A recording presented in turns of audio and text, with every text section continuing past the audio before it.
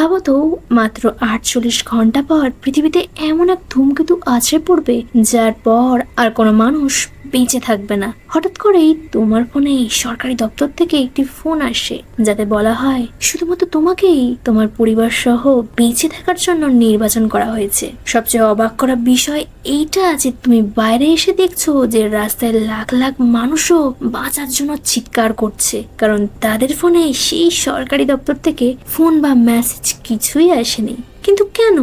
পৃথিবী যখন শেষ হয়ে যেতে বসে তখন মানুষের সবচেয়ে বড় স্বপ্ন ধনী হওয়া নয়, শুধু পরিবারের মানুষগুলিকে শেষবারের মতো বাঁচিয়ে রাখাই লক্ষ্য হয়ে দাঁড়ায়। তো সিনারিও এক্সপ্লেনেশন প্রেজেন্ট গ্রিনল্যান্ড 2020 সালে রিলিজ হওয়া একটি দুর্দান্ত সার্ভাইভাল ডিজাস্টার থ্রিলার মুভি, যার IMDb রেটিং 6.4 আউট অফ 10। তো মুভির শেষের দৃশ্যটা দেখলে তোমার জীবনের সবচেয়ে বড় সমস্যাকেও খুবই ছোট মনে হবে। তো নিজেকে হিল করার জন্য চলো ঘুরে আসি সেই ভয়ঙ্কর মুহূর্তে।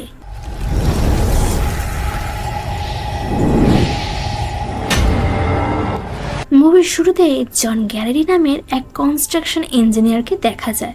জন কাজের মাঝে নিজের বউ অ্যালিসন এবং ছোট ছেলে নেথানের ছবি দেখছিল। জনের স্ত্রী অ্যালিসনের সঙ্গে জনের পারিবারিক একটু সমস্যা চলছিল। জন আগে অন্য একজনের সঙ্গে সম্পর্কে জড়িয়ে অ্যালিসনের সঙ্গে প্রতারণা করেছিল। এই কারণে অ্যালিসন জনকে আগের মতো আর বিশ্বাস করে না। তাই জন আর অ্যালিসন আলাদাই থাকে। কিন্তু ছেলে নেথানের জন্মদিনের পার্টি উপলক্ষে জন অ্যালিসনের বাড়িতে এসেছে। ছোট নেথান খুবই ইন্টেলিজেন্ট ছেলে, সে সবসময় মহাকাশের ঘটনা নিয়ে আলোচনা করতে খুব ভালোবাসে। ছোট নেথানের টাইপ 1 ডায়াবেটিস রোগ আছে, তো যখন তখন ইনসুলিন নিতে হয়। নেথান বাবা মায়ের একমাত্র আদরের ছেলে। সকালে খবরের চ্যানেলে একটি খবর দেখায় একটা ধূমকেতু পৃথিবীর খুব কাছ দিয়ে যাবে এবং এর কিছু অংশ বায়ুমণ্ডলে ঢুকে ছোট ছোট উল্কাপিণ্ডের মতো জ্বলে পৃথিবীতে ঝরে পড়তে পারে, এটাই খবরে বলে। কিন্তু চিন্তার কিছু নেই, এতে পৃথিবীর কোনো ক্ষতি হবে না। এবার জন জন্মদিনের পার্টির জন্য নেথানকে নিয়ে কেনাকাটা করতে যায়। কিছুক্ষণ পর জন দেখে আকাশে একসাথে অনেক প্লেন যাতায়াত করছে। কিন্তু এমন কি ঘটনা ঘটে গেছে যার জন্য এই প্লেনগুলি এভাবে একসাথে যাচ্ছে? জন কিছুই বুঝতে পারে না। আর আকাশে হালকা ধূমকেতুর উল্কার আকারও দেখা যায়। জন তাতে পাত্তা না দিয়ে কেনাকাটায় ব্যস্ত হয়ে পড়ে। এবারে জনের ফোনে একটি সরকারি দপ্তর থেকে কল আসে। ফোনের সরকারি কর্মচারী বলে আপনাকে পরিবার সহ ইমার্জেন্সি শেল্টারে যাওয়ার জন্য সরকার থেকে নির্দেশ দেওয়া হচ্ছে। এবার কথা হচ্ছে জনের কাছে কেন এই সরকারি দপ্তর থেকে ফোনটা এলো। জন তাড়াতাড়ি বাড়ি চলে আসে। জনের বাড়িতে নেথানের জন্মদিনের নিমন্ত্রিত অতিথিরা চলে এসেছে। জন এলিসনকে বলে যে সরকারি দপ্তর থেকে আমার কাছে একটা ফোন এসেছিল, আমাদের এই মুহূর্তেই এখান থেকে বেরিয়ে পড়তে হবে।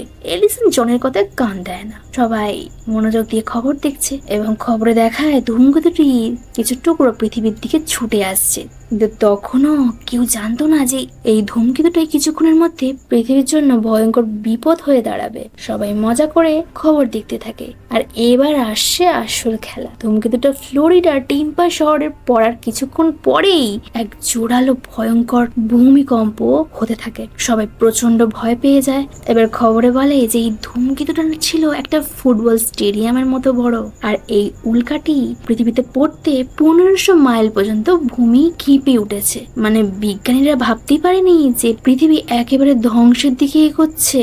আর সবচেয়ে অবাক করা ভয়াবহ ব্যাপার হলো ধূমকেতুর আরো বড় টুকরো পৃথিবীর বুকে খুব তাড়াতাড়ি আছড়ে পড়বে। সবাই তো ভয় পেতে থাকে। এবার খবরের নিউজেও জনকে পরিবারকে নিয়ে শেল্টারে যাওয়ার জন্য সাবধানতার একটি মেসেজ দিতে থাকে। বাকি অতিথিরা জনকে বলে জন শুধু তোমাদের পরিবারের জন্য কেন এই মেসেজটা আসছে, আমাদের পরিবারে কেন আসছে না? বিষয়টা খুবই ঘোলাটে হতে থাকে। এর আসল ব্যাপারটা হলো সরকার আগে থেকেই জানতো যে এই ধূমকেতুটা খুবই বিপজ্জনক, কারণ সরকারের মনে হয়েছিল যে পৃথিবী যদি শেষ মুহূর্তে ধ্বংস হয়ে যায় এই নির্দিষ্ট দক্ষতার মানুষরাই নতুন করে একটি মানব সভ্যতা শুরু করতে পারবে। তাই বাছাই করা মানুষদের এমার্জেন্সি শেল্টারে নিয়ে যাওয়ার জন্য প্লেনে উঠতে হবে এবং প্লেনটি একটি এমার্জেন্সি শেল্টারে নিয়ে গিয়ে সেই মানুষদের রাখবে। খবরে দেখায় টেম্পা শহর পুরো ধ্বংস হয়ে গেছে। জন আকাশের দিকে তাকিয়ে তাজ্জব হয়ে যায়। পুরো আকাশ লাল হয়ে গেছে। কিন্তু বাকি সবাই বাঁচার জন্য জনের সাথে যেতে চায়, কিন্তু সরকার থেকে তোকে তো বলেই দিয়েছিস পরিবার ছাড়া কাউকেই নিয়ে যাওয়া মানা আছে, আর নিয়ে গেলেও মিলিটারিরা প্লেনে তাদের উঠতে দেবে না। জন অ্যালিসন এবং নাথানকে নিয়ে গাড়ি নিয়ে বেরিয়ে যায়। জন দেখে চারিদিকের মানুষরা বাঁচার জন্য পাগল হয়ে ভাঙচুর করছে, রাস্তায় জ্যাম লেগে গেছে, মানুষ এগোতে পারছে না। জন তার পরিবারকে নিয়ে যা হোক করে এয়ারপোর্টে গিয়ে পৌঁছায়। এয়ারপোর্টের মিলিটারি বেশি পৌঁছে জন দেখে সব মানুষ বাঁচার জন্য চিৎকার করে ভিতরে যাওয়ার চেষ্টা করছে এবং চারিদিকে মিলিটারিরা ঘিরে আছে যাতে কোনো সাধারণ মানুষ ভিতরে প্রবেশ করতে না পারে। জন নিজের আইডি দেখিয়ে অ্যালিসন এবং নেথানকে নিয়ে এয়ারপোর্টের মিলিটারি বেসে পৌঁছে যায়। এবার জনের মনে পড়ে যে নেথানের ডায়াবেটিসের ইনসুলিন ওষুধটি গাড়িতে ভুলে ফেলে এসেছে। তাই জন এলিসনকে বলে, আমি নেথানের ইনসুলিনটা গাড়িতে নিতে যাচ্ছি, তোমাদের সাথে আমার প্লেনে দেখা হবে। তারপর জন নেথানের ওষুধ নিতে মিলিটারি বেস থেকে বেরিয়ে যায়। আর এখান থেকেই জন আর জনের পরিবার বিপদের মুখোমুখি হতে চলেছে। এলিসন ভুল করে এক মিলিটারিকে গিয়ে বলে, আমার স্বামী জন গ্যারেডি আমার ছেলে নেথানের ডায়াবেটিসের ওষুধ আনতে গেছে, তো আপনারা ওনাকে দেখতে পেলে বলে দিতে পারবেন যে আমরা কোন প্লেনে আছি। এই কথা শোনা মাত্র মিলিটারিরা বলে যে অসুস্থ মানুষদের প্লেনে ওঠানোর কোনো নিয়ম নেই। এলিসন এবং নেথানকে মিলিটারিদের হেড অফিসারের কাছে ধরে নিয়ে যায়। এলিসন মিলিটারি অফিসারকে বলে, দয়া করে আমাদের যেতে দিন, আমার স্বামী হয়তো এখন প্লেনে আমাদের জন্য অপেক্ষা করছে। মিলিটারি ম্যাডাম বলে, সরকার থেকে কড়াকড়ি বলে দিয়েছে যে প্লেনে অসুস্থ মানুষদের যাদের ওষুধ চলছে তাদের ওঠার কোনো নিয়ম নেই, তাদের এখানে থেকে যেতে হবে। চাইলে আপনি চলে যেতে পারেন, কিন্তু একজন মা কি তার নিজের ছেলেকে ছেড়ে যেতে পারে? একদমই পারে না। তো এলিসন মিলিটারি ম্যাডামকে বলে, ঠিক আছে, কোনো অসুবিধা নেই, আমি যাব না, কিন্তু একটা কথা তো বলতে পারেন যে এই সরকারি প্লেনটা এই মানুষগুলোকে কোথায় নিয়ে যাচ্ছে? মিলিটারি ম্যাডাম বলে, এটা বলা সরকার থেকে একদমই নিষেধ। বাকি মিলিটারিরা এলিসন এবং নেথানকে বাইরে চলে যেতে বলে এবং এলিসন নেথানকে নিয়ে বাইরে চলে যায়। এদিকে জ্যামারের জন্য নেটওয়ার্কের প্রবলেম হতে থাকে, তাই জন এলিসনের সাথে ফোনে কোনো যোগাযোগ করতে পারে না। জন হাতে ওষুধ নিয়ে মিলিটারিদের কথা শুনে প্লেনে উঠে পড়ে। জন এলিসন আর নেথানকে চিৎকার করে ডাকে, কিন্তু এলিসন আর নেথানকে প্লেনের মধ্যে কোথাও খুঁজে পায় না। এমন অবস্থায় একজন যাত্রী জনের হাতে ইনসুলিন দেখে বলে, তুমি এখানে কি করছো? জানো না মিলিটারিরা অসুস্থ মানুষদের প্লেনে উঠতে দিচ্ছে না, এটা নিয়মের বাইরে। জন তখন বুঝতে পারে যে নেথান আর এলিসনকে মিলিটারিরা প্লেনে উঠতে দেয়নি। জন মিলিটারিদের প্রচন্ড পরিমাণে রিকোয়েস্ট করে যে যাতে মিলিটারিরা প্লেনের দরজাটা খুলে দেয়, জন বেরোতে পারে। তো মিলিটারিরা প্লেনের দরজা খুলে দেয়, আর প্লেনের দরজা খুলে দেখে ক্ষিপ্ত সাধারণ মানুষ প্লেনে ওঠার জন্য গেট ভেঙে ছুটে আসে। চারিদিকে গোলাগুলি চলতে থাকে। তেলের পাইপ ধরা একজন মিলিটারি অফিসারকে একটি মানুষ শুট করে দেয় এবং তার হাতে ধরে থাকা তেলটি চারিদিকে ছড়িয়ে যেতে থাকে। জন বুঝতে পারে যে কিছুক্ষণের মধ্যেই এখানে বিস্ফোরণ ঘটতে চলেছে, তাই জন প্লেনে থাকা সবাইকে নিয়ে বাইরে বেরিয়ে চলে আসে। মিলিটারির গুলিতে অনেকেই মারা যায়। এদিকে তেল বারুদের সংস্পর্শে আসতে প্লেন সমেত গোটা জায়গাটা ভয়ঙ্কর ভাবে বিস্ফোরিত হয়। কি ভয়াবহ অবস্থা!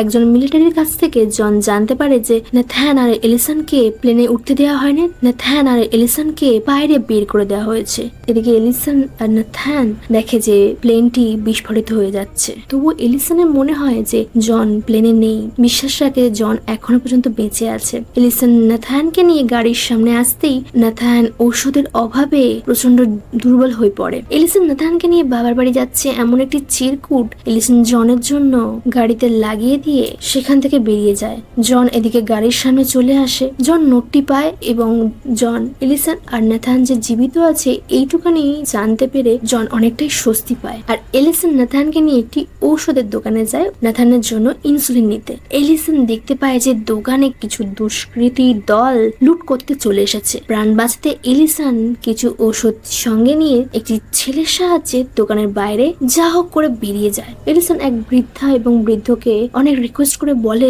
যে আমি নর্থের দিকে আমার বাবার বাড়িতে যেতে চাই, তো দয়া করে আমাকে একটু ছেড়ে দিন, আমরা খুবই বিপদে পড়েছি। বৃদ্ধ এবং বৃদ্ধা এলিসন আর নেথানকে গাড়িতে তুলে নেয়। এলিসন নেথানকে ইনসুলিন দেয় এবং নেথান একটু আগের থেকে স্বাভাবিক হয়। এবার এই বৃদ্ধা এলিসনের হাতে সেই সরকারি ব্রেসলেটটা দেখতে পায়, যে ব্রেসলেটটা অফিসাররা প্লেনে ওঠার জন্য পরিয়ে দিয়েছিল।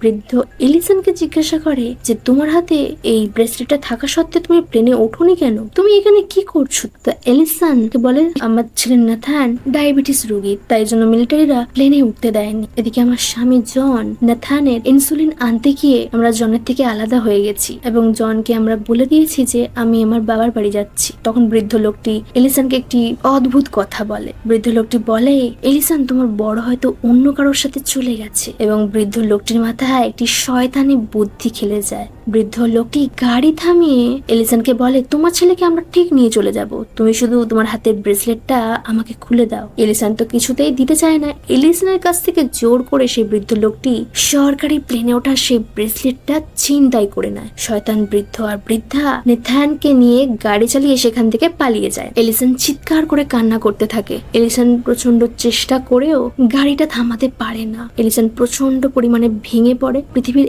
এমন অবস্থা, তার উপর একজন মা একমাত্র তার ছেলেকে হারিয়ে ফেললো। এদিকে জন আকাশের দিকে তাকাতেই জন দেখে দূরে উল্কার কিছু অংশ পৃথিবীতে ঝরে পড়ছে। জন সবকিছু হারিয়ে নিজের পরিবারকে পাওয়ার জন্য ছটপট করছে। আর সবচেয়ে ভয়ানক বিষয় হলো ফোনে যোগাযোগ করতে সে পাচ্ছে না। আর এইদিকে কিছু কুচি খোকাখোকি ডিজে বাজিয়ে মস্তি করতেই ব্যস্ত আছে। এদের কাছে যেন একটু উৎসব লেগেছে। যাই হোক, জন নর্থে এলিসনের বাবার বাড়ি যাওয়ার জন্য একটি ট্রাক দেখতে পায়। ট্রাকের চালককে বলে যে দয়া করে আমাকে নর্থের দিকে ছেড়ে দিন। ট্রাকের চালক রাজি হয়ে ট্রাকে জনকে তুলে নেয়। ট্রাকের মধ্যে জনের সাথে কলিন নামের একটি ছেলের আলাপ হয়। কলিন জনের হাতে সরকারি ব্রেসলেট থেকে বলে তুমি কি কাজ করতে? জন বলে আমি কনস্ট্রাকশন ইঞ্জিনিয়ার। কলিন বলে ও তাই তো তোমাকে সরকার থেকে ইমার্জেন্সি সেল্টারে রাখার জন্য সিলেক্ট করেছে। আসলে সরকারের মনে হয় যে পৃথিবী যদি শেষ হয়ে যায় তাহলে বিশেষ কিছু কাজ জানার লোক পৃথিবীতে বেঁচে থাকলে নতুন করে একটি মানব সভ্যতা শুরু করতে পারবে। তোমার হাতে ব্রেসলেট থাকা অবস্থায় তুমি এই ট্রাকে কি করছো? তোমার তো প্লেনে থাকার কথা। তখন জন বলে যে আমার ছেলে ডায়াবেটিস রোগী, তাই প্লেনে উঠতে পারেনি, ওদেরকে খুঁজতেই আমি এখন যাচ্ছি। কলিন বলে যে এই ট্রাক ড্রাইভার আমার বন্ধু, ওরা আমাদের কানাডায় নিয়ে যাচ্ছে, ওখানে একটা বেসরকারি বাংকার আছে। জন কলিনকে বলে তোমার বন্ধুরা জানলো কি করেছে ওখানে একটি গোপন বাংকার আছে? তখন কলিন জনকে বলে ওরা মিলিটারি প্লেনটাকে ট্র্যাক করে জেনেছে, আমরা ওই বাংকারে খুব সুরক্ষিত থাকবো, তুমিও চলো না আমাদের সাথে। তখন জন কলিনকে বলে আমার স্ত্রী এলিসন এবং ছেলে নেথানকে ছাড়া আমি যেতে পারবো না। তখন কলিন জনকে বলে তোমার বউ আর ছেলেকে নিয়ে তুমি চলে যেতে পারো তো, একটা বর্ডার পেরিয়ে গ্রিনল্যান্ড নামে একটি ছোট শহর পড়বে, ওখানেই বাংকারটা আছে। এবার এই কথাবার্তা চলাকালীন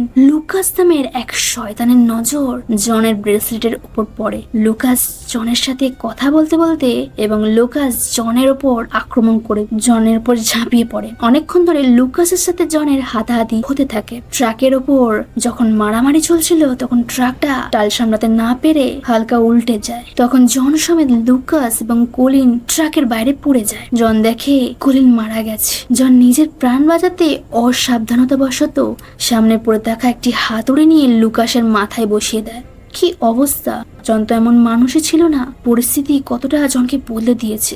জন কোনো দিকে না তাকিয়ে নাথানের ওষুধের ডিব্বাটা নিয়ে সেখান থেকে পালিয়ে যায়। এদিকে কিছু ভালো মানুষ এলিসনকে রাস্তায় দেখতে পেয়ে গাড়িতে তুলে নেয়। এয়ারপোর্টে যাওয়ার রাস্তায় এলিসন জ্যাম দেখতে পায়, কিন্তু নাথানের জন্য এলিসন গাড়ি থেকে বেরিয়ে ছুটতে থাকে। আর এইদিকে বৃদ্ধ নেতানকে ভয় দেখিয়ে বলে মিলিটারিরা যদি তোমাকে জিজ্ঞাসা করে আমরা তোমার বাবা মা কিনা, তাহলে তুমি হ্যাঁ বলবে, না হলে তোমার মাকে তুমি আর কোনোদিনও দেখতে পাবে না। ছোট নেতান প্রচন্ড ভয় পেয়ে যায়। এলিসনের ভাঙা ব্রেসলেটটা যাহ করে বৃদ্ধা জোড়া লাগিয়ে নিজের হাতে পড়ে নেয়। প্লেনে ওঠার জন্য বৃদ্ধ এবং বৃদ্ধা মিলিটারিদের সামনে গিয়ে এলিসনের ভাঙা ব্রেসলেটটা ঘুরিয়ে মিলিটারিদের দেখায়। এদিকে মেশিনে এলিসনের নাম ওঠে। মিলিটারিরা বৃদ্ধের হাতে ব্রেসলেট দেখতে পায় না, তাই মিলিটারিরা অফিসারের সাথে কথা বলার জন্য বৃদ্ধ এবং বৃদ্ধাকে সাইডে দাঁড় করায়। ঠিক সেই সময় ছোট নেথান মনের সাহস জুগিয়ে মিলিটারিদের বলে যে এরা আমার বাবা মা নয়, আমার মায়ের ব্রেসলেটটা এরা চুরি করেছে আর আমাকে কিডন্যাপ করে এখানে নিয়ে এসেছে। ব্যাস, মিলিটারিরা বৃদ্ধ আর বৃদ্ধাকে গ্রেপ্তার করে নেয়। নেথানের ব্রেসলেটটা স্ক্যান করতে তারা বুঝতে পারে যে নেথানকে রিজেক্ট করা হয়েছিল। নেথান বলে যে আমার ডায়াবেটিসের জন্য আমরা প্লেনে উঠতে পারিনি। এইসব কথা শুনে একটি মিলিটারি নেথানকে অসুস্থ বাচ্চাদের তাঁবুতে রাখে। এদিকে এলিসন এয়ারপোর্টে চলে আসে এবং চিৎকার করে কান্না করতে করতে বলে যে আমার ছেলে নেথানকে একজন বৃদ্ধা কিডন্যাপ করে এখানে নিয়ে এসেছে, দয়া করে আমাকে সাহায্য করুন। একজন স্টাফ এলিসনের এইসব কথা শুনে এলিসনকে সাহায্য করতে এগিয়ে আসে। স্টাফটি এলিসনকে নিয়ে বাচ্চাদের ক্যাম্পে নিয়ে যায়। অবশেষে এলিসন ছেলে নেথানকে ফিরে পায়। এদিকে রাত কেটে ভোর হয়ে যায়। জন একটি ফাঁকা বাড়ি থেকে একটি গাড়ি চুরি করে এলিসনের বাবার কাছে যায়। এলিসনের বাবা জনকে একা দেখার পর জনকে দোষারোপ করতে থাকে, কারণ এলিসনের বাবার মনে হয় জন কি করে দুজনকে একা ছেড়ে এখানে চলে এলো। এদিকে এলিসন এবং নিথানকে মিলিটারি গাড়ি রাস্তায় ছেড়ে চলে যায় আর এলিসন বাবাকে ফোন করে। জন এবং এলিসনের বাবা জোরে গাড়ি ছুটিয়ে এলিসন এবং নিথানের কাছে পৌঁছে যায়। অবশেষে জন তার পুরো পরিবারকে ফিরে পায়। জন যেন জীবনের সেরা সুখটা পেয়ে গেছে। বাড়ি ফেরার পর জন এবং এলিসন খবরে দেখতে পায় যে গ্রিনল্যান্ডে কিছু বেসরকারি বাংকার এখনো পর্যন্ত আছে। যদি কোনো মানুষ চেষ্টা করে সেই গ্রিনল্যান্ডে তারা যেতে পারে। তখন জন এলিসনকে বলতে থাকে, তাহলে কলিন বলে এই ছেলেটি ঠিকই বলেছিল, গ্রিনল্যান্ডে সত্যি অনেকগুলো বাংকার আছে, তাহলে আমাদের তো এক্ষুনি বেরিয়ে যাওয়া উচিত। খবরের দিক এটাও বলে যে ধূমকেতুর সবচেয়ে বড় টুকরোটি পৃথিবীর দিকে খুব তাড়াতাড়ি ধেয়ে আসছে, তাই যত তাড়াতাড়ি সম্ভব আপনারা বাংকারে যাওয়ার চেষ্টা করুন। জন বলে, এলিসন আমাদের এই গ্রিনল্যান্ডে যেতেই হবে, সবকিছু গুছিয়ে নাও। এলিসন আর জন এলিসনের বাবাকে বলে, আপনি আমাদের সাথে চলুন। এলিসনের বাবা জন আর এলিসনকে বলে, আমার মৃত বউ এর স্বাদের ঘোড়াকে ছেড়ে আমি কোথাও যেতে পারবো না। সমস্যার সম্মুখীন হতে আমি কোনোদিনও ভয় পাইনি এবং পাবো না। তোমরা তাড়াতাড়ি এখান থেকে বেরিয়ে যাও। জন এলিসন এবং নেথানকে সঙ্গে করে গাড়ি চালিয়ে সেখান থেকে বেরিয়ে যায়। আকাশের রং এখন পুরো গাঢ় হলুদ হয়ে গেছে, যেন খুব তাড়াতাড়ি উল্কা বৃষ্টি হবে। ধূমকেতুর কারণে পৃথিবীতে যে এত বড় বিপর্যয় ধেয়ে আসছে, এর কাছে জন আর এলিসনের ব্যক্তিগত সমস্যাগুলো হঠাৎ করে যেন ছোট হয়ে গেছে।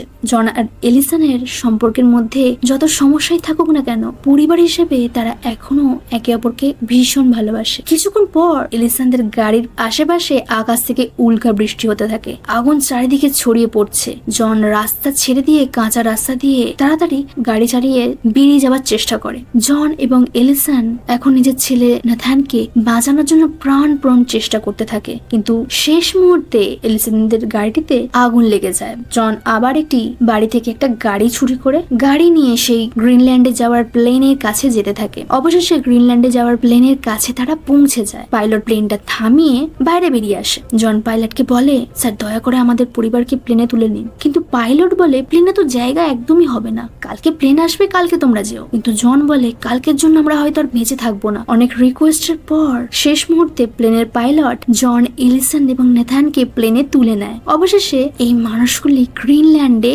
চলে আসে। প্লেনের ওজন বেশির জন্য প্লেনটা ইমার্জেন্সি ল্যান্ডিং করতে হয়। প্লেনের বাইরে বেরিয়ে দেখা যায় আকাশ থেকে ছাইয়ে বৃষ্টি হচ্ছে। কি অদ্ভুত অবস্থা, যেন পৃথিবী কিছু সেকেন্ডের মধ্যেই ধ্বংস হয়ে যাবে। সবাই তাড়াতাড়ি করে বাংকারের মধ্যে ঢুকে যায় আর ধূমকেতুর সেই সবচেয়ে বড় টুকরোটি পৃথিবীর বুকে আছড়ে পড়ে। এদিকে নেথানকে জন আর এলিসন জড়িয়ে ধরে বসে থাকে এবং বাঁচার জন্য প্রার্থনা করতে থাকে। নেথানের চোখের সামনে বাবা মার সাথে কাটানো সুন্দর মুহূর্তগুলি ভেসে ওঠে।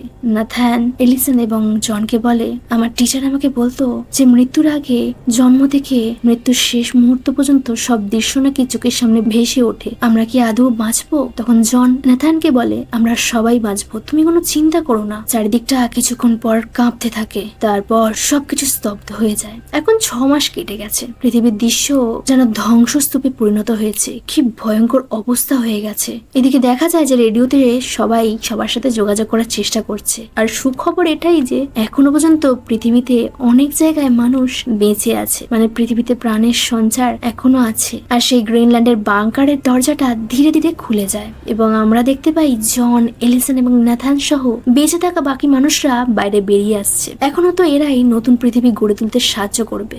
মুভিটি এখানেই শেষ হয়ে যায়। মুভির নাম গ্রিনল্যান্ড হলেও গল্পের কেন্দ্র আসলে ধূমকেতু বা বাংকার নয়, একটা পরিবার যারা পৃথিবীর শেষ মুহূর্তেও একসঙ্গে থাকার চেষ্টা করে গেছে। জন শুধু পৃথিবীর ধ্বংসের হাত থেকে পরিবারকে বাঁচায়নি, জন এলিসনের সঙ্গে নিজের সম্পর্কটাকেও নতুন করে গড়ে তোলার সুযোগও পেয়েছিল। পৃথিবী যখন ধ্বংসের পথে এগোয় তখন মানুষের বড় বড় সমস্যাগুলিও ছোট হয়ে যায়। তখন মানুষ একে অপরকে আঁকড়ে ধরে বাঁচার চেষ্টা করে। ভিডিওটি কেমন লাগলো কমেন্টে জানাও। তোমাদের একটা কমেন্ট আমার ভিডিও বানানোর আগ্রহ আরো বাড়িয়ে দেয়। এই গ্রিনল্যান্ড মুভিটির পার্ট 2 2026-এ বেরিয়েছে। তোমরা যদি চাও তাহলে কমেন্টে পার্ট 2টা এক্সপ্লেন করার জন্য লিখতে পারো, তাহলে আমি গ্রিনল্যান্ড মুভির পার্ট 2টা এক্সপ্লেন করবো। তো এই ধরনের বা অন্যান্য স্বাদের মুভির এক্সপ্লেনেশন শুনতে চাইলে সাবস্ক্রাইব করে আমাদের সিনেরিও পরিবারের সদস্য হয়ে যাও। ভিডিওটি ভালো লাগলে সাবস্ক্রাইব এবং লাইক কমেন্ট করতে একদম ভুলবে না। দেখা হচ্ছে পরের ভিডিওতে। তো এখন টাটা, বাই।